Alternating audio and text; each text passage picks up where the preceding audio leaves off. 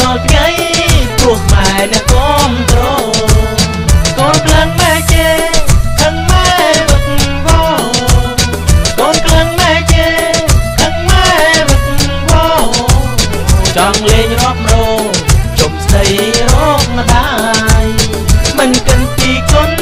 កូនគុណសែនឆ្ងាយឲ្យពងចេះស្ដីកូនស្រីរត់ទៅឆ្ងាយឲ្យពងចេះស្ដីកូនស្រីរត់ទៅឆ្ងាយកូនប្រុសស្អប់ម្ដាយកូនស្រីស្អប់ឪពុកនាងជាចំរៀងខ្ញុំច្រៀងតែជាទំនុកប្រុសស្រីសពថ្ងៃសិវល័យអស្ចារ្យមិនដែលនឹកគិតដល់គុណមេដាបីដាតាំងពីតូចងាបាត់ជើងក្រហមលោកតែងបីបាច់ថែរក្សាមិនឲ្យស្រមោចឬមួយសង្អាវាលើខំកូនកាលណាខ្លាចកូនរមាស់ខ្លោចផ្សាកូនយំងារាល់តែថ្ងៃពេលដែលកូនឈឺឪពុកម្ដាយរំបីភ្នែកមោមិនទោះបីជំងុយគេងយ៉ាងណាក៏មិនភ្លេចនេត្រាព្រោះខ្លាចកូនប្រុសកូនស្រីជីវ៉ានាងនៅកំព្រាឯកាខ្លាចកូនកើតមកងាខ្លះណាមិនទាន់បានឃើញពន្លឺព្រះអាទិត្យម្ដាយយំសោកកាឪពុកយំបោកខ្លួនព្រោះតែអាណិតកូនខ្លួនមិនដឹងគិតយ៉ាងណានេះ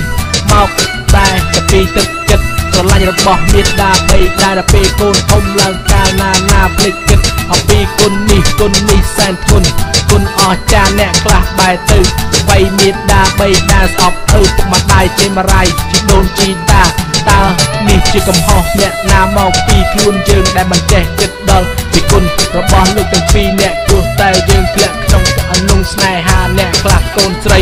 បែរជាទៅយកប្តីតាមតែអាត្មាមានកូនតូចយំងាយកមកឲ្យយាយតាគាត់តែរសាមើលបីបាច់ចិញ្ចឹមទាំងកូនចិញ្ចឹមទាំងចៅនេះព្រោះតែអីព្រោះតែក្ដីស្រឡាញ់នឹកនៅជាមួយនឹងកូនចៅសាច់ឈាមបង្កើតគួរយើងទាំងអស់ដែលជាកូនប្រុសកូនស្រីនៅក្នុងរដ្ឋាបើកភ្នែកមើលចុះយាយតាគាត់ចិញ្ចឹមកូនចៅគួរតែអ្នកទាំងអស់ត្រូវខំតែរសាបើកភ្នែកមើលណាកូនខ្មែរទាំងអស់គ្នា